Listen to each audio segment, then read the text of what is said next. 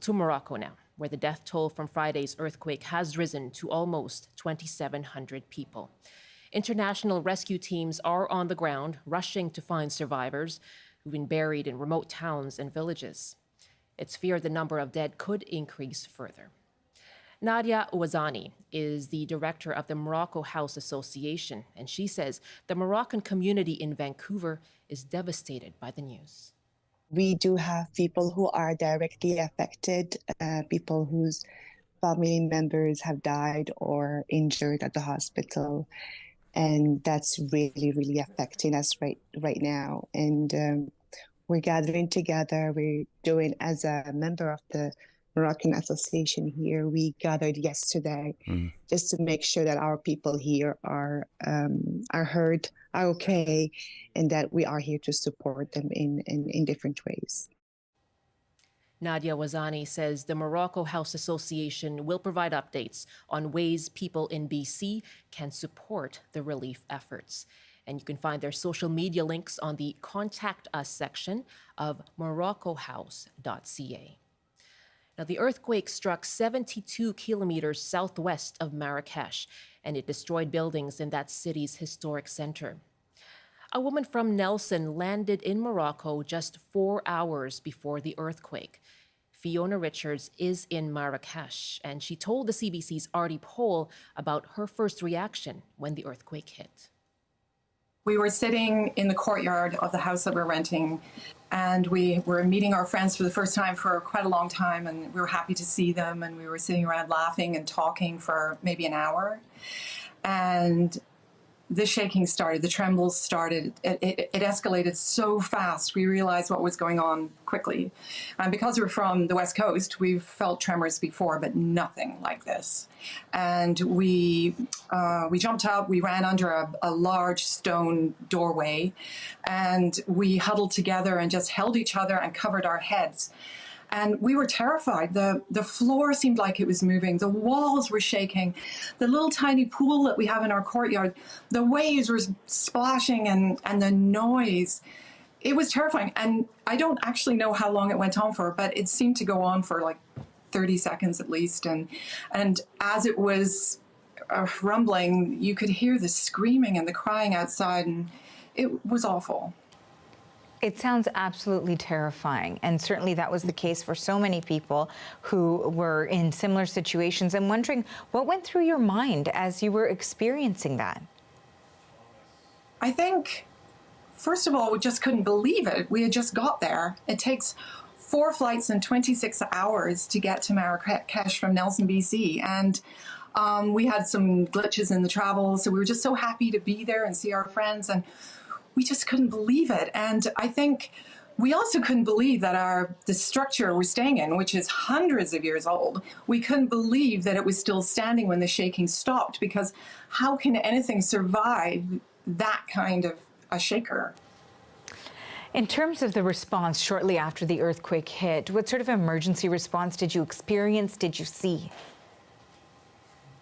Well, it was late at night. Like, I'm not even sure, was it midnight? And our house was okay, and there's some big new cracks in it, but the neighbors whose houses, you know, they all join together in the Medina because it's just this ancient area of very narrow streets and old buildings. Our neighbors' houses didn't fare so well, and the families were terrified, of course, and they were outside the houses, and there was no way they were going back in, and there was rubble and bricks lying all over the place, just in our little street. And so we stayed in, and we heard sirens, and we heard the screaming and the crying. It was awful. We were very upset by the poor people. And so most people slept outside that night. And it was a long night. And in the morning, we ventured outside very briefly to see what was going on. And we decided just to stay in the house to keep out of the way. And then in the afternoon, we took a little walk around. So you took a little walk around. What did you see and hear when you took that walk around in the aftermath of this devastating earthquake? Sort of every other block, there's a building that has collapsed. And then the next block, it's fine. But you have to remember the Medina it's ancient. The streets are so narrow, and emergency vehicles can't get down those streets, and people were clearing as well as they could with brooms and buckets and wheelbarrows, and lots of people milling around. But you have to sort of park out in a larger square and walk into the narrow streets, and this is going to be a real problem. And today, when we were out, we saw a lot more damage. And I really think the only way you're going to be able to tell how much damage has happened in the Medina is with drones or an aerial view, because of the narrowness of the streets. You can't get a feel for it. We know, of course, the loss has been tremendous, human life, and also, of course, as you're describing, the infrastructure in Morocco, in Marrakesh. And I'm wondering, you arrived, so you didn't get much of a chance to speak with your neighbors before probably this struck, but certainly in the aftermath, you've said that your neighbors' homes didn't fare as well as the home that you're staying in. Have you had a chance to have any conversations with those people about how they're doing, about the loss that they've suffered? Yes, I think that it's very new to them, an earthquake. They haven't had an earthquake in their lifetime here.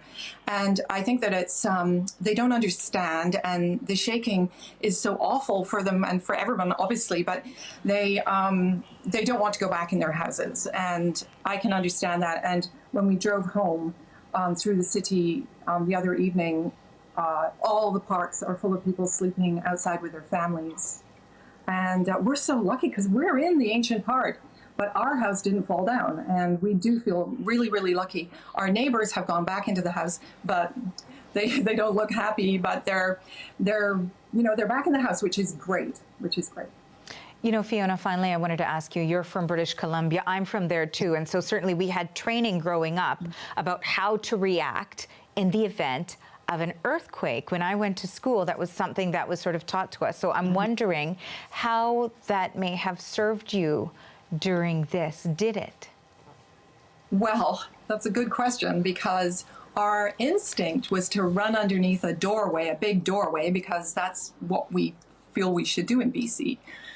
But here, with the buildings are so ancient, running under a doorway can be the worst thing you should do. And we didn't know that. And so most of the people headed straight out into the streets, out into the open. And I think that as a BCer, and having now gone through a 6.8 magnitude earthquake, I am going to be prepared. And it is nothing like any of us in BC have ever experienced before in BC. It's nothing like it at all. It's absolutely terrifying. That was Nelson resident Fiona Richards. Fiona is in Marrakesh. She was speaking from there to CBC's Artie Pole.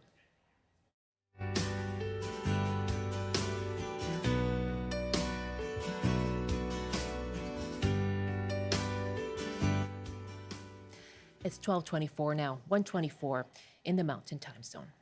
Now we have some sad news to share here at CBC. Our colleague and friend, Kuljit Kaila, has passed away after being diagnosed with brain cancer. You'll remember Kuljit as the weekend news anchor on North by Northwest and on Radio News.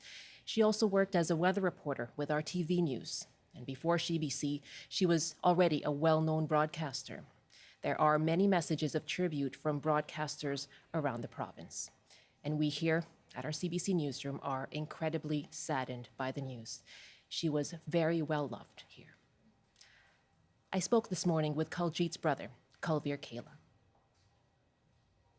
Kulveer, good afternoon, and I speak for so many of my colleagues here. We are just so saddened by this news, and we are so sorry for your loss. We're mourning with you and your family. We've appreciated all the kind messages that have been sent our way, so family truly appreciates it. You know, I got to know Kuljit as we worked together. She was so open and kind, very easy to make friends with. And I mentioned to her that I had always heard her, you know, on various stations, and I knew of her already and was excited to work with her. She was such a pro, but also so humble. And I just feel so grateful for having known her. I imagine you're getting many messages like that. Yes, it's been overwhelming. Yeah, so it's like outpouring reach on all social media platforms right now. We spent the night, the whole family, reading every single message um, from fan base, colleagues, friends, cousins, relatives. We have a small community in Mackenzie, BC that's been reaching out as well. So it's been very touching for sure. Can you tell me a bit about your childhood growing up? What was she like, and did she always have dreams of becoming a broadcaster? She was really strong in the creative arts. I thought she grew, like she had a strong voice. She was always interacting with teachers and very strong in the English side of things. So it was just a matter of time she's going to find her niche. So really took initiative on her own, kind of broke the mold of the typical family where we expected university and other things. She wanted to kind of trailblaze on her own, and she did, and she did it her way. And people doubted her or questioned her, but she knew what she wanted, and she accomplished it the way she wanted to. So we're very proud of her that way. Do you recall where she got started? We know her from so many outlets, and she was such a mainstay. Where did she get started? My fondest memories are, when after Columbia Academy, she was first started at News 1130 on the news side of things. So first time I heard her was on the radio while I was driving. It was all spontaneous. I didn't even expect it. I just happened to be dialed into that radio station, heard her for the first time. It was so exciting to hear her voice. She was so polished already at such a young age. And she went on to other stations, CTV as well, I believe, right? Yeah. CTV was where we first saw her on TV. And that was exciting for me personally. I'm like her biggest fan. So I'd have everyone, watch her in the mornings. My kids would watch her as we're getting ready to go to school. And it was just a staple for our family just to see her there. It was just such a cool experience. Just seeing her in that world and then come home and just be a regular and the two worlds never really collided. She made sure they were separate. So that was a beautiful thing that she did for us. Did she see herself as a role model for others? Like in my words, like as an Indo-Canadian girl from like a small town in northern BC, she was a trailblazer, and we've kept hearing that through the messages that we've got over the last day. Trailblazer was kind of the number one word we heard. Just being a role model in such a tough industry was what she aspired to, and she took pride in it, right? So anyone who needed help in that industry or an equivalent industry, she was more than helpful. Like she would extend herself to make sure that person, was able to be successful in their path. She was always discovering new paths, uncharted territory for our family in general. So over the years, I envied her for doing that, taking chances, setting new paths for herself and following her heart. As we look back, I truly believe she lived a beautiful life that way, where she did the unconventional, and she had amazing stories when she came back. The pictures that we've seen over the years of just meeting different people and different backgrounds, that was just amazing what she did over the years. Calvaire, thank you very much. She will be very much missed among us here at CBC, and your family are very much in our thoughts as well. My deepest condolences. Thank you. Thank you. Calvaire Kaila is the brother of our dear friend and colleague, Kuljit Kaila, who passed away after being diagnosed with brain cancer. Now, people who knew Kuljit took to social media to share their memories. Our colleague CBC anchor Dan Burritt wrote, "A fabulous friend, aunt, colleague, and a credit to our craft. We love you, Kuljit Kaila. Love and peace and happy memories to her family and friends." Shachi Curl, president of the Angus Reid Foundation, wrote yesterday, "Devastated to share this beautiful woman and well-known BC broadcaster died today. Way too soon. R.I.P. darling, I'm gutted." And our CBC colleague Tarnjeet Parmar wrote, "No words to describe the loss of Kuljit Kaila. She was so strong and optimistic, Last time I talked with her, I saw her, she talked of renting a stretch limo to celebrate when she beat cancer. She loved her nephews and nieces, her family. Living by the water, she loved New York City. To know her was a joy. And weathercaster and co-host on CTV Morning Live, Mark Dreeshen wrote, "Heaven just got another angel today. I always enjoyed working with Kuljit Kaila whenever she would fill in on traffic or weather for CTV Morning Live. She was a pro, but she was also not afraid to get in there and mix it up with us during our on-air chats. She was smart, funny, and at times would always lend me coffee packets when I found myself out of them. She continued to fight and believe in herself and the people who loved her. Rest now, lovely. Thank you for your shining light and spirit." And we'll have much more on Kuljit and our tributes to her on our website and on CBC News tonight at 6. It is 12:32 now, 1:32 in the Mountain Time Zone. Coming up, we'll talk about the costs of post-secondary schooling, and we'll take your calls on that. Right now, time for a CBC News update with Robert Zimmerman.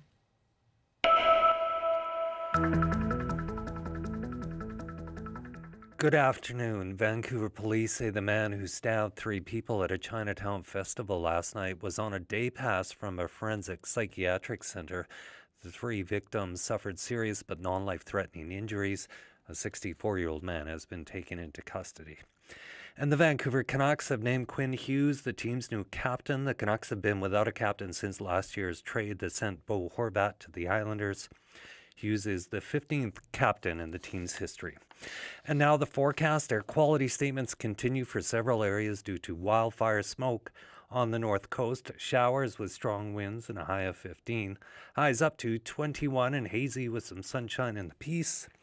In the central interior, a mix of sun and cloud with a high of 20. Highs up to 26 and mainly cloudy in the Kootenays. In the southern interior, mainly cloudy as well with a high of 25. And here on the south coast, a mix of sun and cloud with highs up to 22. I'll have more local news at the top of the hour. Now back to Michelle with BC Today. Thank you very much, Rod. That's Robert Zimmerman in the CBC Vancouver newsroom.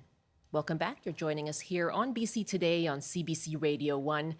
That's 88.1 FM in Metro Vancouver. Live streaming as well. You can use the CBC Gem app or find us online, cbc.ca/BC. On YouTube, just search for CBC Vancouver. I'm Michelle Eliot. Very nice to be with you this afternoon. Well, this morning, Premier David Eby announced the province is setting the annual rent increase cap to 3.5%. That's 3.5%. That's below the 12-month average inflation rate of 5.6%. Now, rental costs add to the soaring expenses for post-secondary students in BC. We'd like to hear from you. If you're a student, are you struggling to make ends meet? What does a rent increase cap mean to you? And do you have a post-secondary student in your life? If your child is attending college or university right now, how are they affected? You can give us a call, 1-800-825-5950, 604-669-3733. You can also hit pound 690 on your cell phone. Our email is bctoday@cbc.ca. I have 2 guests joining me this afternoon to take your calls. Melissa Chirino is a chairperson of the BC Federation of Students, and Ariel Reid is a researcher with the BC Fed of Students, and both are with me here in studio. Hello, good afternoon. Good afternoon. Good to have you. Thank you very much for joining us. Melissa, you're an international student yourself. What are you finding when it comes to costs? Yeah, I guess like my first year here, I felt it immediately. I was planning on only doing my education and focusing on that because that's the reason why I came to Canada.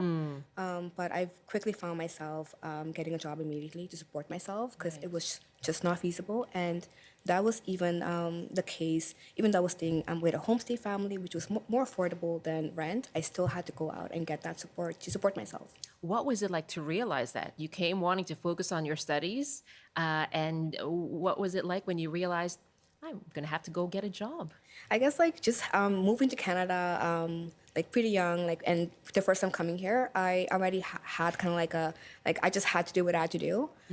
So it was frustrating at first, but it was just the case. I just had to do it to survive and to pay off like food and like pay off my rent, etc. It just had to happen. Right. What are the biggest pressures for you when it comes to costs? I think definitely the cost of education itself is a lot, especially for international students. It's 5 times more. But also like rent is just very expensive. Luckily, I live with my partner, so we split that cost. But if I was living alone, I don't know how I would manage to pay that at all. Ariel, you do research for the BC Federation of Students. What are you finding when it comes to where those pressures, cost pressures are coming from? Well, what we're really seeing is that the underfunding and the chronic underfunding of post-secondary education has a ripple effect on international students, domestic students, and people's ability to really study and do well in their studies. If we think of Maslow's hierarchy of need, or like how people prioritize what they need to live, food and shelter come at the very bottom of that pyramid, and self-actualization, like post-secondary, like interests, like hobbies, like self-development, is really at that top of the pyramid. So what we're really doing is forcing people, both domestic and international students, to fight to be self-actualized, to fight to do well in their studies, while actually also fighting to provide for their basic needs. Okay. And that's good for no one. It's not good for the students. It's not good for the learning environment, because you have people in the learning environment who aren't fully engaged. It's not good for really what we expect to get out of post-secondary society, which is the creation of engaged civic beings who can move us all along together. What are you hearing from students? I'll let Melissa answer this. A student herself, but you're an international student, but as well as domestic students. What are you hearing? I think like a lot from what we're hearing is just like things are just too expensive, and students are going on breaks with their school because they're not able to afford it. They're dropping courses and taking less because they have to work more. They're working more than 2 jobs to pay like their rent, their groceries, their basic needs.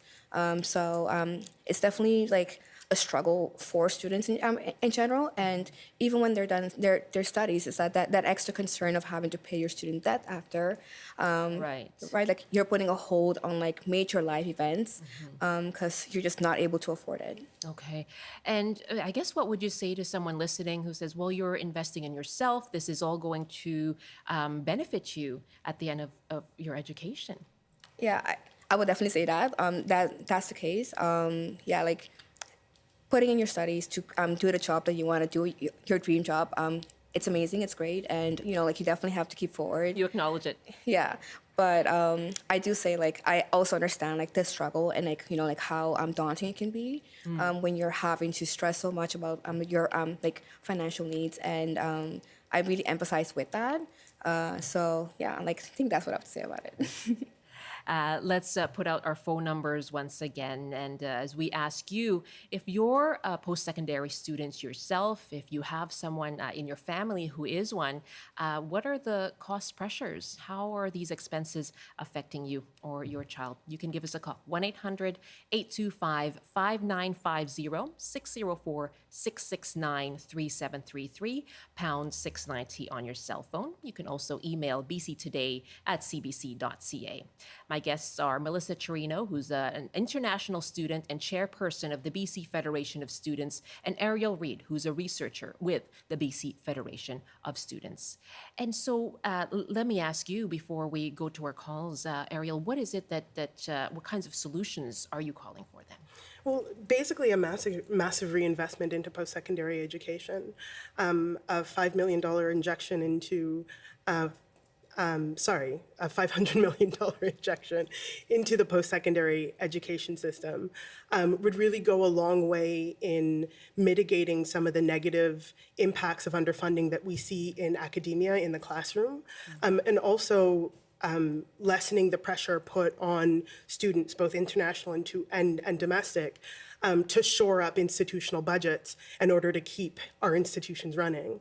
And I think that's the trickiest part of, explaining the problem, is that the pressures that students are facing with affordability, a lot of them can be traced directly back to the decades of underfunding that the post-secondary system has seen. The province has expanded supports for graduate students, specific kinds of scholarships. How far do those go in supporting students? Not far enough. And the analogy that I'll give you, Michelle, is it's like having a regular car that takes regular gasoline and you put diesel in it. It's going to it's fuel. It's supposed to make the car run, but the car isn't designed to run on that type of fuel. Or, making a massive investment in let's say, public transportation, but most of the roads aren't vehicle worthy. So it's not necessarily about it's not just about the money that is being put into supports. Is the system itself able to produce the graduates that we're looking for with the skills that are necessary and make good on the promise of what we tell young people post-secondary education is supposed to do for them? So it's scholarships, specific scholarships are not the answer. It's more systemic than that. Absolutely, yes. Okay. Where are the improvements that are needed then? When you look at the post-secondary system, where does that funding need to go? Really into operating budgets. It's what I would say is the non-sexy funding that is needed to keep the lights on, to keep custodial being able to service schools. It's in really like the bread and butter, brick and mortar expenses that institutions have, and that different institutions have differently because of economies of scale.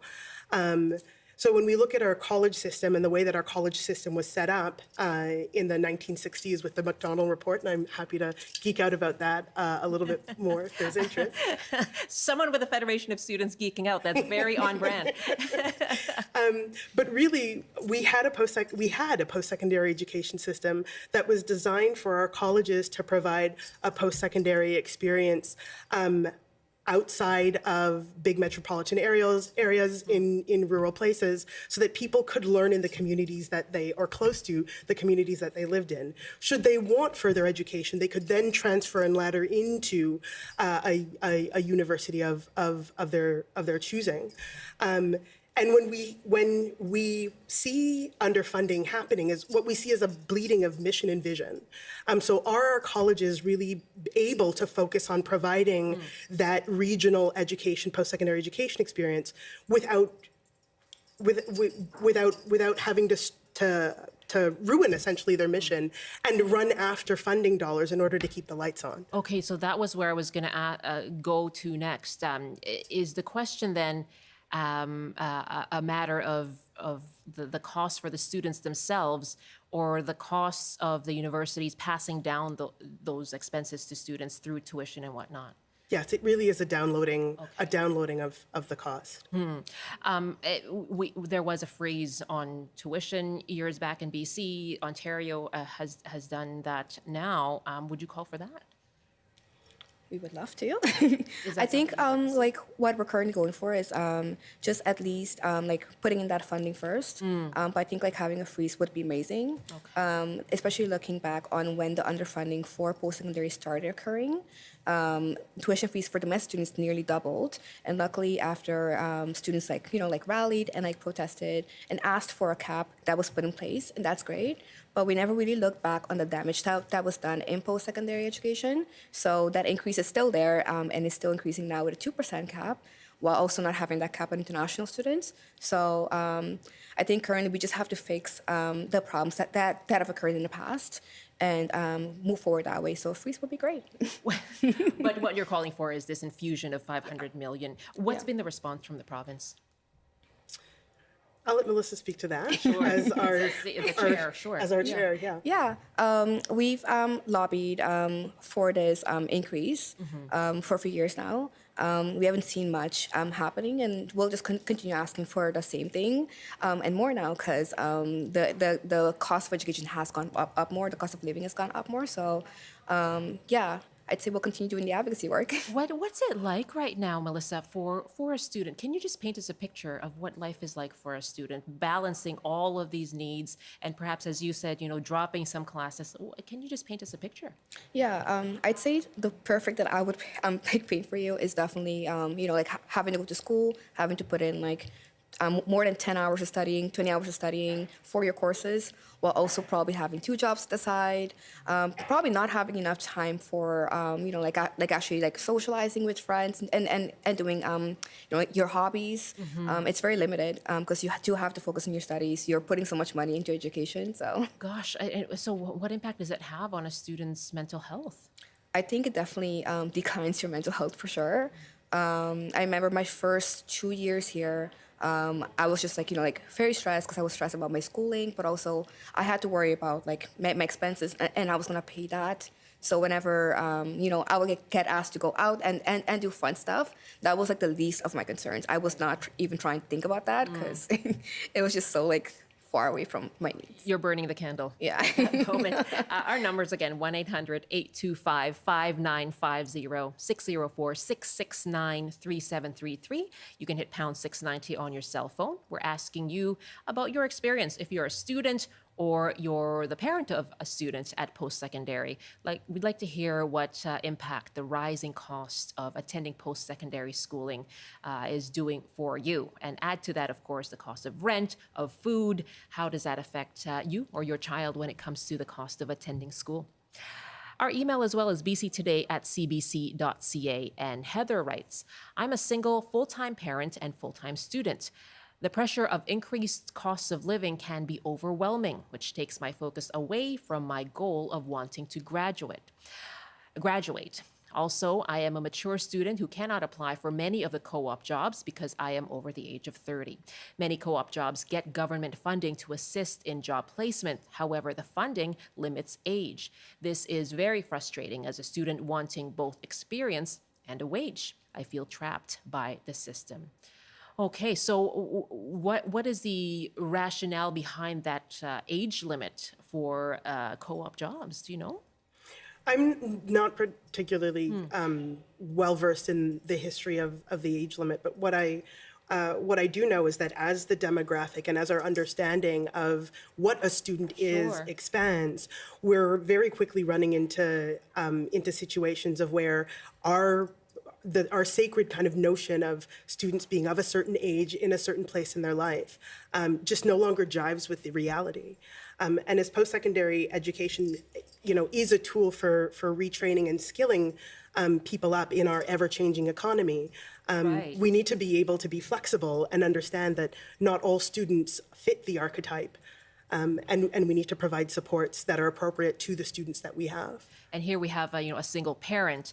And Melissa, are you seeing that? And what are the specific struggles of what we call mature students, but as you say, it's a growing demographic at post-secondary schools. What are you seeing? Yeah, I guess like one thing we like to really emphasize is like students come in different forms. So I have seen a lot of students in my classrooms being parents, doing multiple jobs that they're already professionals at, and there needs to be, like Ariel mentioned, with the ever-changing forms of students, we need to be able to provide proper services and proper support for them to be able to achieve their academic goals.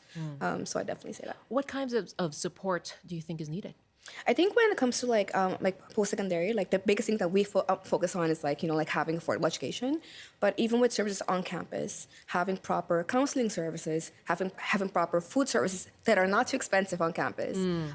So those services are currently lacking, I'd say, and that really goes back to the lack of funding that institutions are getting. What about childcare? Just looking at this, our emailer as a full-time parent, have you looked at that? Yeah.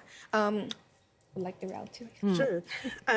So, when the announcement was made for $10 a day daycare, this was something that, we signed on for. It was a great campaign done by our coalition partners, and we were happy to participate in it. Because even though it wasn't directly what people would think of as a student issue, it is a student issue. So, we support the work of our coalition partners who are pushing the government to have that come to fruition. And we will stand beside them and add our voices to theirs and basically saying, like in this affordability crisis, this is an important piece to help students. It is really interesting to see how those other issues of affordability, childcare, housing, food costs, as you were saying, do affect students as well. Let's take a call now. Jason is joining us from Coquitlam. And Jason, you're a student at UBC. Hi, yes.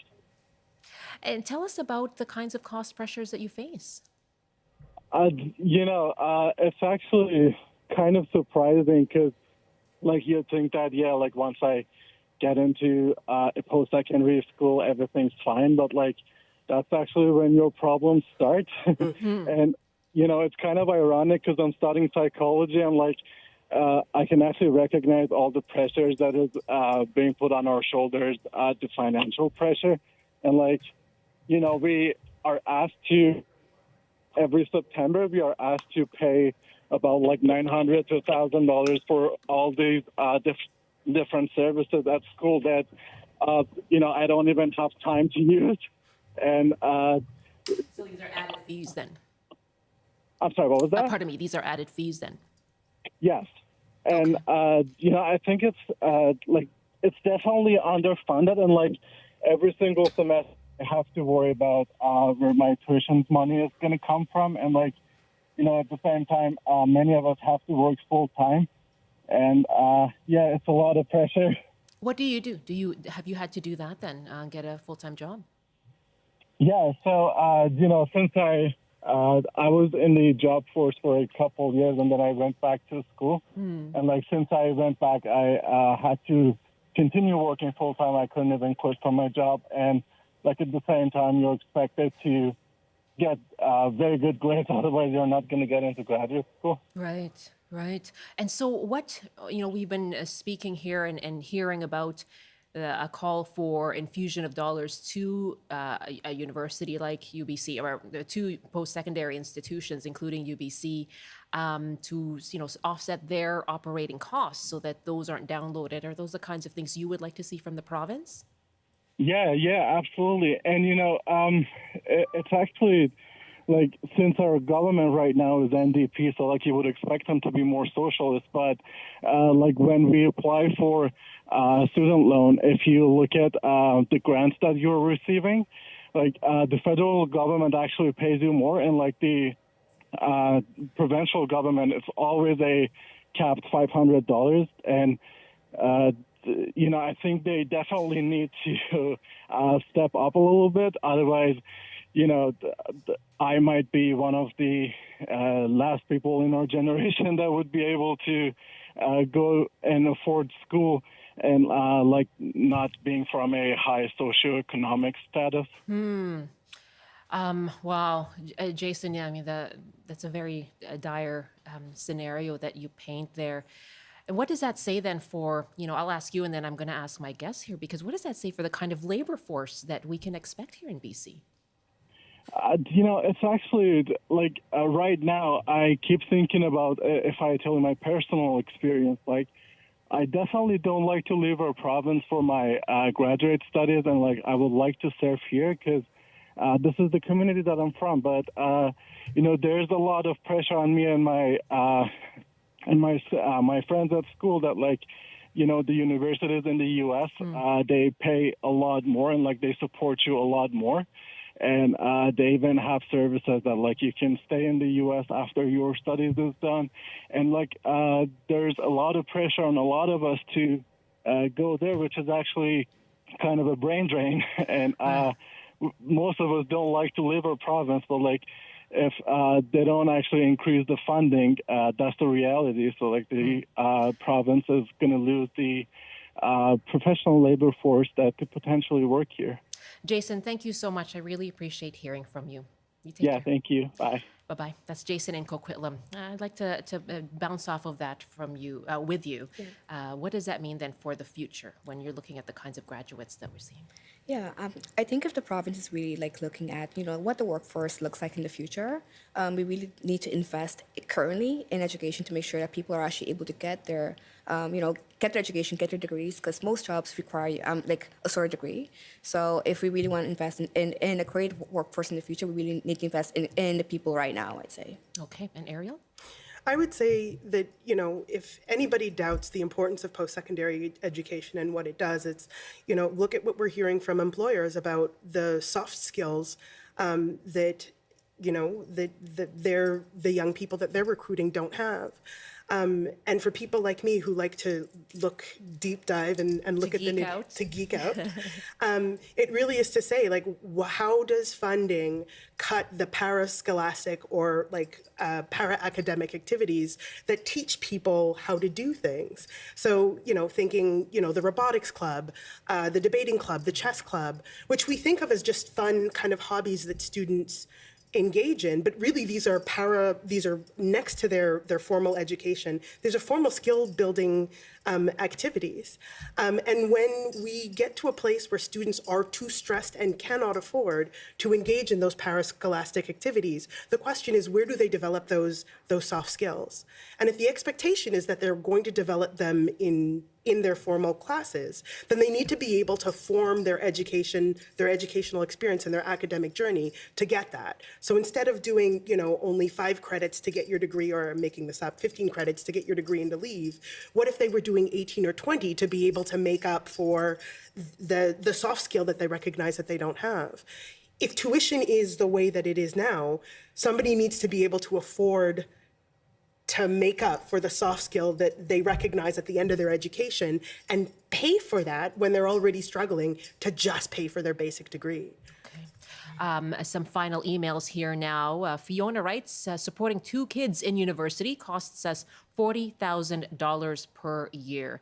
I think there should be government grants to help students who are from communities that do not have universities to help with living expenses. Our biggest expense is accommodation. We're now looking at $1,000 per month for each student. Dawn writes, I'm a mature student taking a pandemic pivot to upgrade my skills and knowledge in a second-year health science program in BC. The funds I'm able to access for total living expenses is below my current rent. I had to negotiate a line of credit. Every semester, I struggle to afford food and other necessities. In Victoria, rents have doubled within the past 5 years. Thank you very much for your emails, and thank you very much, Melissa and Ariel, for your time. Thank you. Melissa Chirino is chairperson of the BC Federation of Students. Ariel Reid, a researcher with the BC Federation of Students. I'm Michelle Eliot. Thank you so much for listening and watching. Have a good afternoon.